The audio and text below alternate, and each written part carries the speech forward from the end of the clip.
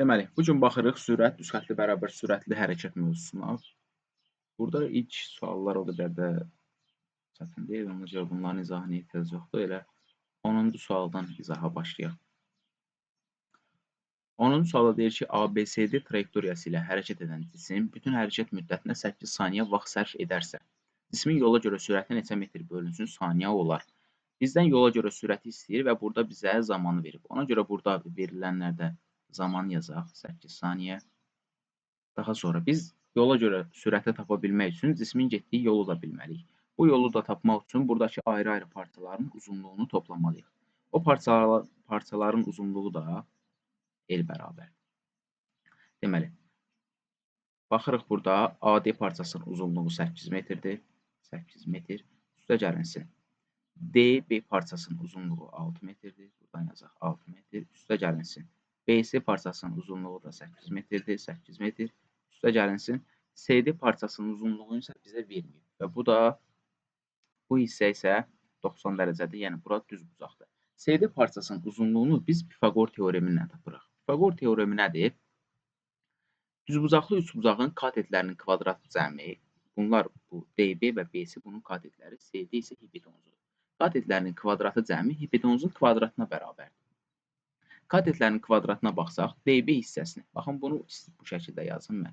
DB-nin kvadratı üstə gəlinsin BC-nin kvadratı bərabərdir CD-nin kvadratına. Burada biz DB-nin yerinə uzunluğunu yazırıq 6, 6-nın da kvadratı eləyir 36, üstə gəlinsin.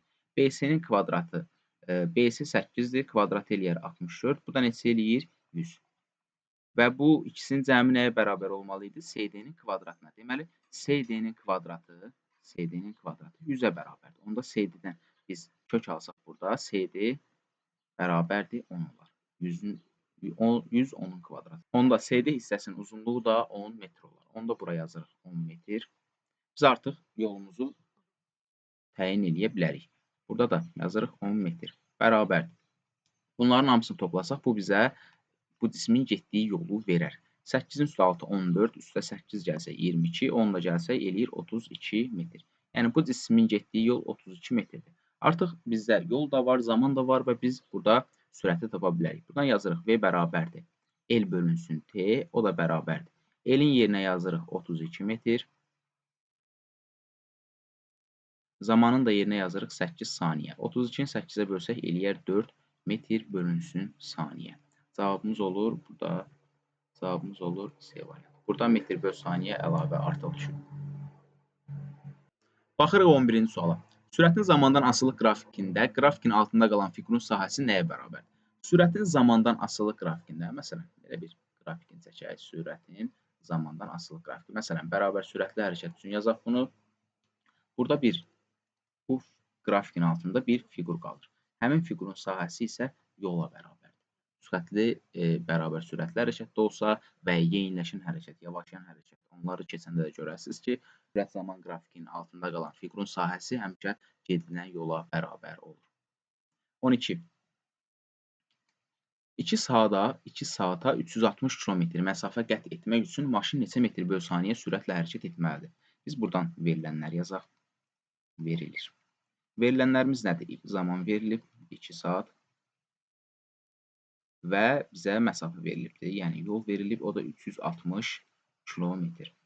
Biz burada sürəti artıq rahatlıqla tapa bilərik. Bu cismin sürətini tapsaq, V bərabərdir. L bölünsün T düsturundan istifadə edərik. L bölünsün T.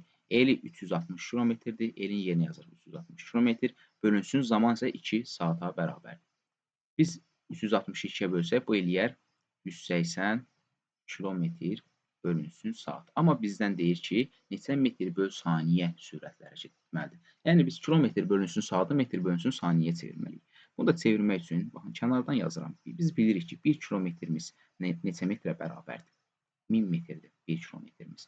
Və ya 1 saatımız neçə saniyədir? 1 saat. Bu da 3600 saniyəyə bərabərdir. Yəni, biz burada kilometr və saatın yerinə bunları yazsaq, artıq onu metr bölünsün saniyəyə çevirmiş olarıq. İlk olaraq yazırıq buradan 180. Sonra kəsir xəttimizi çəkirik. Kilometrin yerinə gəlib yazırıq 1000 metr. 1000 metr. Saatın da yerinə yazırıq 3600 saniyə. 3600 saniyə. Artıq buradan ixtisarlarımızı eləyə bilərik. 180-dən 360 getsə burada 2 qalar. Bu sıfırla yuxarıdakı sıfırın biri getsə o qalar. 100 bölünsün 2. Yəni 50 metr bölünsün saniyə qalmış olar. Cavab olur A variantı. Baxırıq 13-ə. Düzxətli bərabər sürətli hərəkətdə hansı fiziki əməliyyatın qiyməti dəyişmir? Şərtin özündə deyir düzxətli bərabər sürət. Bərabər sürəti deyirsə, əlbəttə ki, burada sürət dəyişmir. Sürətin zamandan asılılıq qrafikinə əsasən cismin getdiyi yolu hesablayın. Cismin getdiyi yolu burada iki üsulla tapa bilərik. Yəni, sürət zaman qrafikində biz bayaq dedik ki, grafikin altında qalan fiqurun sahəsi gedilən yola bərabərdir. Biz burada fiqurun sahəsini də hesablaya bilərik və ya L bərabərdir gedilən yol düsturu V vurulsun T düsturundan istifadə edərək bunu tapa bilərik. Bu düsturdan biz yalnız düzxətli bərabər sürətli hərəkətdə istifadə etməliyik. Əgər burada dəyişən sürətli hərəkət olsaydı, yəni sürət artsa və ya azalsaydı, biz artıq orada fiqurun sahəsini tapmalıydik. Bu düsturdan istifadə edə bilmərik.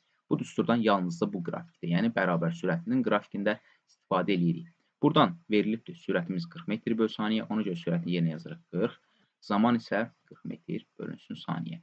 Zaman isə 6 saniyədə, onu da yerinə yazırıq 6 saniyə. Bu da eləyir 6 dəfə 4, 24, 240 metr. Cavab olur C variantı. 15. Aşağıda verilmiş sürət zaman qrafikinə əsasən ilk 3 saniyə ərzində yolun zamandan asılılıq qrafikini qurun. Burada biz bunu qurmaq üçün əvvəlcə zamanın anlarını qeyd edək. Bura 1 saniyə, bura olsun 2, burada olsun 3 saniyə. Daha sonra bu cismin hər saniyədə neçə metr yol getdiyini tapsaq, biz artıq bu qrafiki qura bilərik. Bunu da tapmaq üçün S və ya L yaza bilərik. Heç bir fərq yoxdur. Yazaq S. S bərabərdir V vurulsun T düsturundan istifadə edirik. Birinci saniyə üçün yazanda, baxın, heç bir saniyə, hər bir zaman anında sürətimiz eyni olasıdır. Çünki sürətimiz, hərəkətimiz bərabər sürətli hərəkətdir. Yəni, sürət hər birində 25-dir. Birinci hal üçün yazanda, elə bunu S1 yazaq. Sürətin yerinə 25 yazdıq. Zamanın yerinə 1 saniyə yazırıq. Bu eləyir 25 metr. Deməli, ilk halda birinci saniyədə bu 25 metr gedir. 25. Bunları bu şəkildə, baxın, birləşdirə bilərik. Baxırıq zamanın ikinci halına. Yəni, ikinci halda getdiyi yol. İkinci halda da yenə, ikinci saniyədə sürətimiz yenə 25-dir. Ona görə sürətini yenə yazırıq. 25 vurulsun. Zamanın yerinə bu dəfə yazırıq 2 saniyə. O da bərabərdir, eləyir 50 metr. Bu dəfə burada yazırıq. Təxminən bura. 50 metr yazaq. Bu da zamanın ikinci saniyəsinə uyğun gəlir.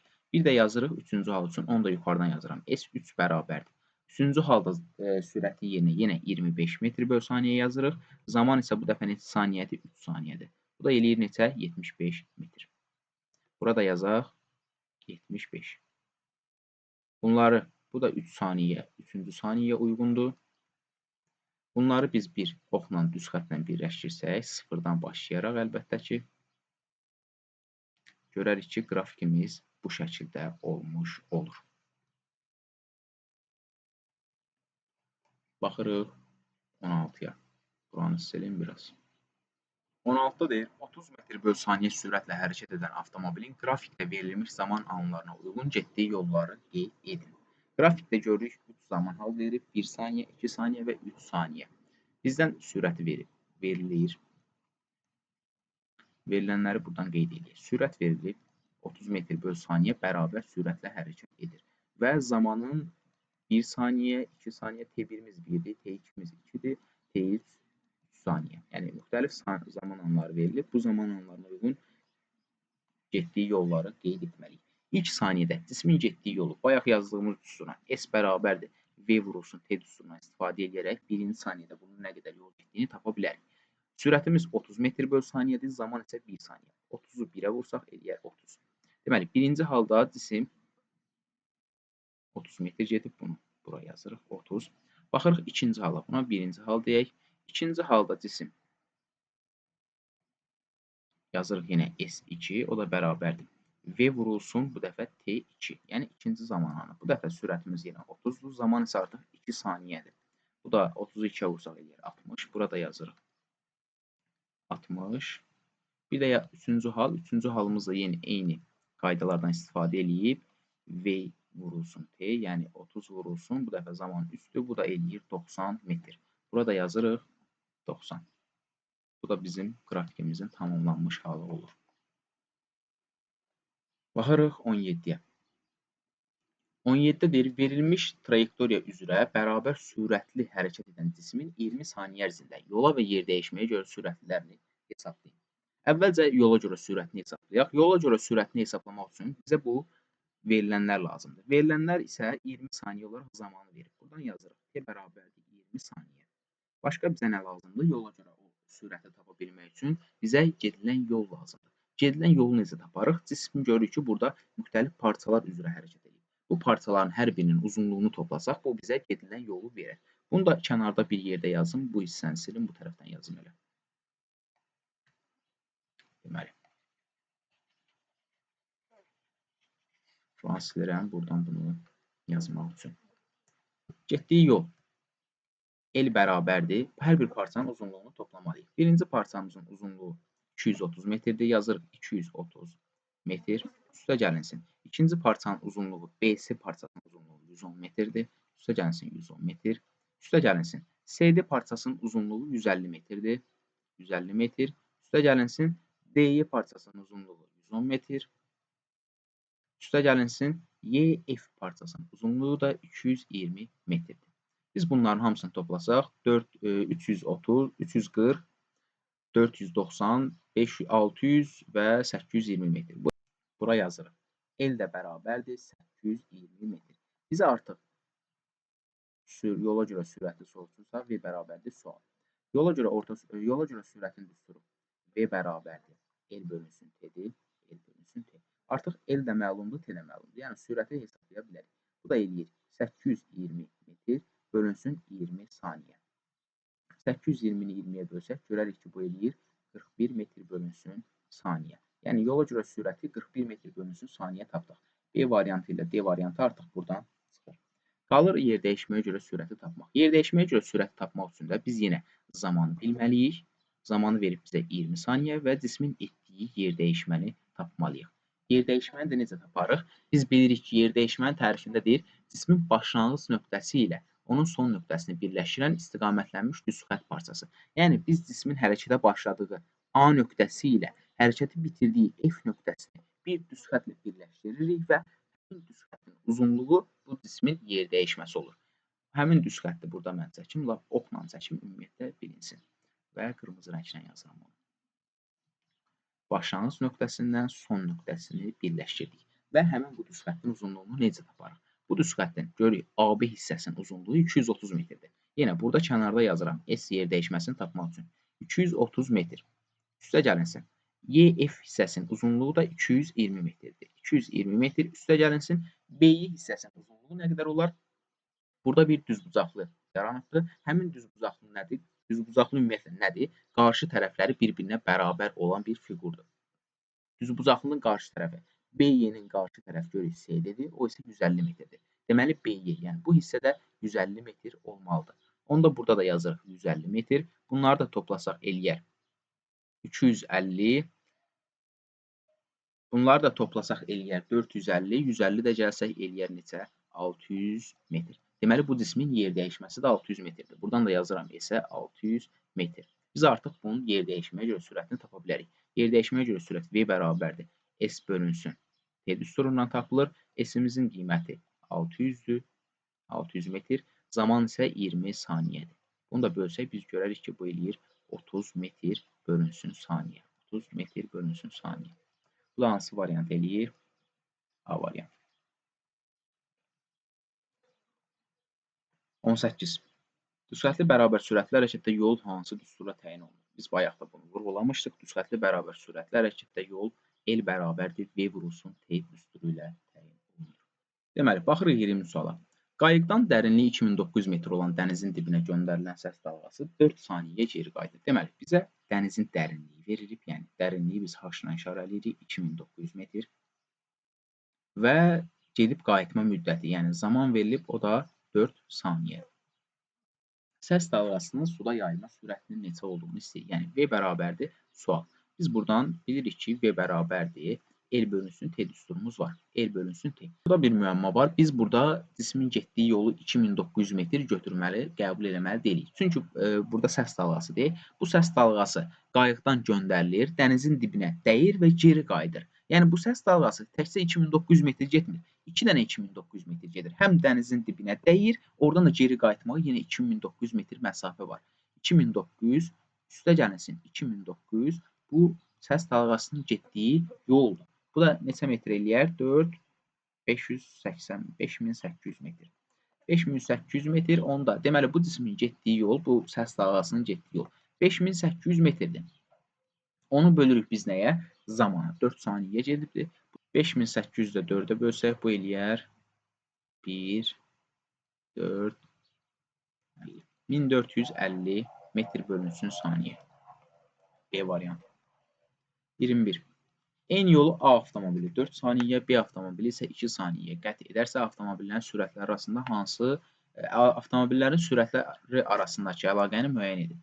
Bunu həll eləməyin ən rahat üsulu budur. Yolu veririk, məsələn, özümüzdən yola bir qiymət veririk. 20 metr yolumuz olsun. Sonra zaman neçədir? İndi hər avtomobil üçün fərqlidir. A avtomobili bu 20 metri 4 saniyə, yəni TA üçün 4 saniyədir bu zaman, TB üçün isə 2 saniyədir. Saniyələrini yazın bura. Burada məntiq yürüdüb deyə bilərik ki, ən qısa vaxta sərf edən avtomobil deməli daha sürətlidir. Amma bunu düsturla yazmaq istəsək yazarıq. VA bərabərdir. Yol hər ikisi üçün eynidir. 20 bölünsün zaman. Zamanı 4 saniyədir. Bu neçə eləyər? 5 metr bölünsün saniyə. Bir dənə də yazırıq VB üçün. VB bərabərdir. VB-nin yenə yol hər ikisi üçün 20 metrdir. Bölünsün zamanı neçə saniyədir? 2 saniyə. 20-ni də 2-yə bölsək eləyər 10 metr bölünsün saniyə. Biz buradan görürük ki, hansının sürəti böyükdür? VB-nin sürəti böyükdür VA-dan. Neçə dəfə böyükdür? 2 dəfə böyükdür. Yəni bu cavab olur B variantı. Baxaq 22-yə. Bu hissəni silirəm. Eyni zaman müddətində A avtomobili 400 metr, B avtomobili isə 350 metr yol qət edərsə, avtomobillərin sürətləri arasında əlaqəni müəyyən edin. Yenə bu dəfə zamanımız eynidir. Məsələn, hər ikisi üçün tutalım 5 saniyə qəbul eləyək bu zamanı. Bu dəfə yollar fərqlidir. LA-nın getdiyi yol 400 metrdir bu 5 saniyə ərzində. LB-nin getdiyi yol isə 350 metrdir. Əlbəttə ki, eyni zaman müddətində hansı avtomobil daha çox yol gedirsə, deməli o daha sürətlidir. Amma yenə bunu düsturla yazmaq istəsək, yazarıq VA bərabərdir. LA-nı biz LA deyir ki 400 metrdir. L-in yerinə yazaq 400 metr bölünsün T, yəni zaman. Zaman isə hər ikisi üçün eynidir. 5. 400-ü də 5-ə bölsək neçə eləyər? Bu 80 eləyir, səhv etmirəmsə. 80 metr bölünsün saniyə. Bir də yazırıq VB üçün. VB bərabərdir. B-nin getdiyi yol isə 350 metrdir. 350 metri bölürük nəyə? Yəni zaman hər ikisi üçün 5 saniyədir. 350-ni də 5-ə bölsək, bu da eləyər 70 metr bölünsün saniyə. Artıq hansı böyükdür? Buradan bəllidir. VA böyükdür VB-dən. Cavabımız olur C variantı.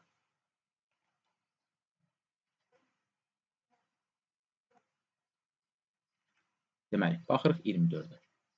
Şəkildə verilən A avtomobilinin, A qırmızı avtomobildir, göy və yaşıl avtomobillərə nəzərən nisbi sürəti neçə metr bölü saniyə olar? Nisbi sürəti tapmaq üçün biz bu qaydadan istifadə edirik. Əgər avtomobillər eyni istiqamətdə hərəkət edirsə, onların bir-birinə nəzərən nisbi sürətini tapanda çıxırıq. Yəni sürətlərinin bir-birinin sürətlərindən çıxırıq, bu biz onların nisbi sürətini verir. Yox, əgər avtomobillər əks istiqamətdə hərəkət edirlərsə, onda onların nisbi sürətləri toplanır. Məsələn, VA-nın B-yə nəzərən nisbi sürətini bunu tamamilə nümunə üçün yazıram. Tutalım VA VB-yə nəzərən eyni istiqamətdə hərəkət edirlər. Onda biz A-nın B-yə nəzərən sürətini tapanda VA-dan VB-ni çıxırıq. Yox, əgər VA və B avtomobili əks istiqamətdə hərəkət etsəydilər, onda biz A-nın B-yə nəzərən nisbi sürətini tapanda VA üstə gəlinsin VB yazardıq. Yəni qısacası qarşı-qarşıya istiqamətdə hərəkət edirlərsə, onların sürətləri, nisbi sürətləri toplanır. Yəni sürətləri toplanır və nisbi sürət tapılır. Yox, eyni istiqamətdə hərəkət edirsə bu avtomobillər, nisbi sürət tapanda bir avtomobil hansına nəzərən nisbi sürətini tapırıqsa, çıxırıq qısacası. Burada bu qaydanı tətbiq edirik. Bunu çaşdırmamaq üçün silirəm. A avtomobilinin əvvəlcə göy avtomobilə nəzərən istəyir bizdən. Göy avtomobillə A avtomobili görürük ki, hər ikisi X ox istiqamətində hərəkət edir. Onda biz nə edərik? VA-nın göy avtomobilə nəzərən nisbi sürətini tapanda VA-dan biz çıxarıq V göy avtomobili. Bu da neçə eləyər? VA-nın qiyməti 30-dur. V göyün isə qiyməti 20 metr bölü saniyədir. Bunlar çıxsaq bu neçə eləyər? 10 metr bölünsün saniyə. Deməli, qırmızı avtomobilin göy avtomobilə nəzərən nisbi sürəti 10 metr bölü saniyədir. Bir də yaşıl avtomobilə bu V2 veriblər. Deməli, yazırıq VA-nın ikinci avtomobilə nəzərən nisbi sürəti bərabərdir. VA üstə gəlinsin, VA üstə gəlinsin, V2. Bu da neçə eləyər? Əks istiqamətdə bunlar toplayırıq. Biri X ox istiqamətində hərəkət edir, biri X oxun əksinə. A-nın sürəti 30-dur, 2-nin sürəti isə 40 metr bölü saniyədir. Bunları da toplasaq eləyər 70 metr bölünsün saniyə. Bu da deməli, birinci hal üçün 10 tapdıq, ikinci hal üçün 70 tapdıq. Bu da neçə eləyər? Hansı variant? B variantı eləyər. 25. Aralarındakı məsafə 300 metr olan iki avtomobil qarşı-qarşıya bərabər sürətlə hərəkət edir. V1 40, V2 20 metr bölü saniyə olarsa, avtomobillər neçə saniyə sonra görüşər? Deməli, biz burada avtomobillərin neçə saniyə sonra görüşdüyünü bilmək üçün, yəni bizdən zaman istəyir. Bu zamanı tapmaq üçün bizə lazımdır getdiyi yol, avtomobillərin arasındakı məsafə, bunu verib bizə 300 metr. 300 metr. Daha sonra bizə lazımdır nisbi sürətləri avtomobilin. Avtomobillərin nisbi sürəti də qarşı-qarşıya hərəkət edirsə nə edir? Toplanır. Burada da nisbi sürət, yəni 1-in 2-yə sürəti, nisbi sürəti bu şəkildə deyə bilərik. 40 ilə 20-ni toplasaq eləyər neçə? 60. 60 metr bölünsün saniyə. Bu məsələnin ən rahat həll yolu budur. Nisbi sürəti tapırıq, verilən yolu qeyd edirik və avtomobilin getdiyi zamanı artıq hesablaya bilərik. Zamanı necə hesablayaq? Yəni nə vaxt görüşüblər deyirsə də burada zamanı tapmalıyıq. V bərabərdir. L bölünsün T düsturundan. Biz T-ni buradan tapsaq, görək ki, T bərabərdir.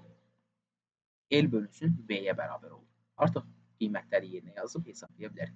L-in qiyməti 300 metrdir. Sürətin qiyməti isə 60 metr bölünsün saniyədir. Buradan 360-a bölsək neçə eləyər? 5 saniyə etmiş olar. 5 saniyə var, cavabı C variantıdır. Yəni, bu məsələlərin ən rahat həll üsulu budur. Digər üsullarla da həll edə bilərik. Sadəcə ən yaxşı, ən məsləhət gördüyüm üsul budur ki, buradan nisbi sürəti tapaq və yolun nisbi sürətə bölməklə biz bunların neçə saniyə sonra görüşdüyünü tapa bilərik. Baxırıq 26-cı suala. Bərabər sürətlə hərəkət edən avtomobilin sürətini hansı cihazların köməyi ilə təyin etmək olar? Bərabər sürətlə hərəkət edən avtomobilin düsturunu yazaq. V bərabərdir, L bölünsün T düsturu ilə tapılır.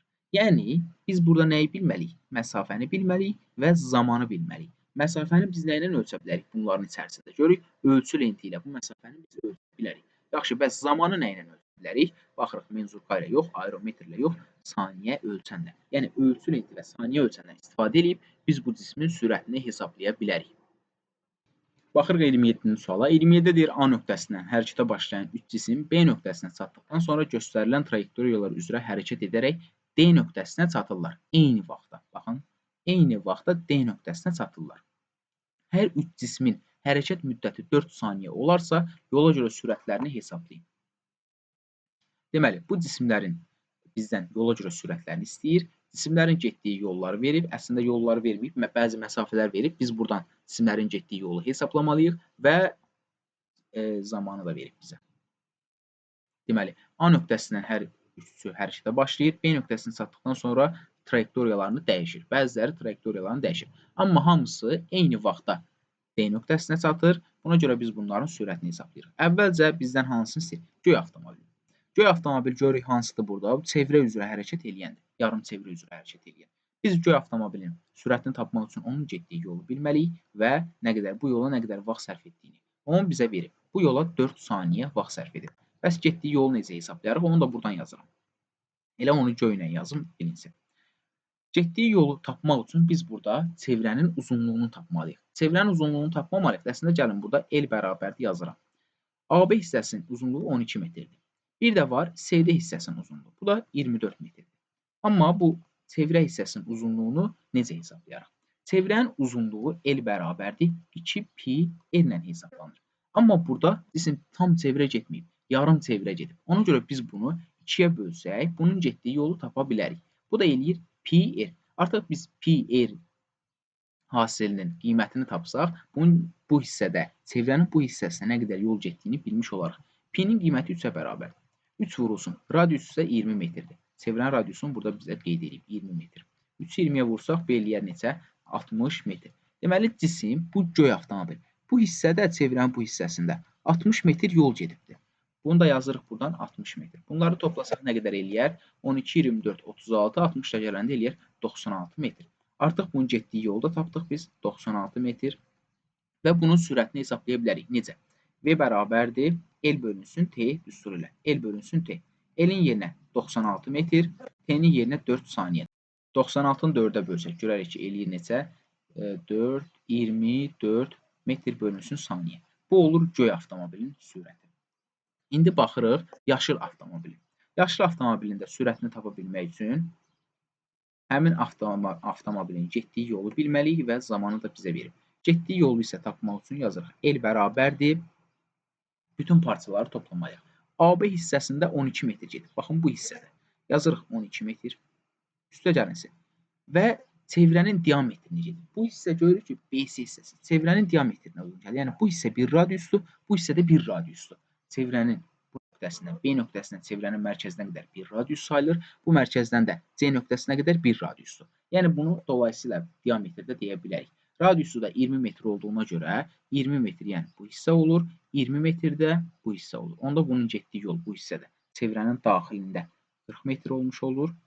Üstə gəlinsin, CD hissəsi isə 24 metr. Bunu da toplasaq biz eləyər neçə?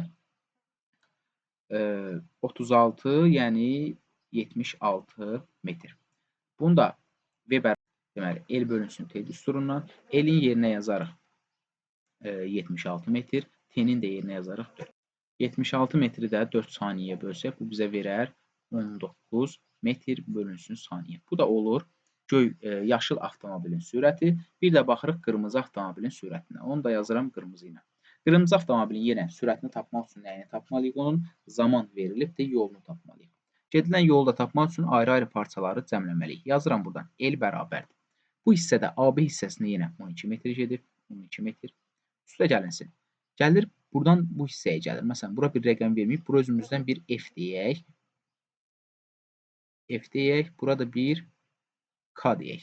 Bu gəlib B-dən F-ə neçə metr gəlib? 10 metr burada gəlib. 10 metr. Üstə gəlinsin. F-dən K-nı K-ya qədər olan yol bizə verilmir. Bu isə nəyə bərabərdir? Görürük ki, buradakı BC parçasının uzunluğuna bərabərdir. BC parçasının uzunluğunu bayaq nə qədər yazmışdıq? 2 radius demişdik buna. Yəni 40 metr.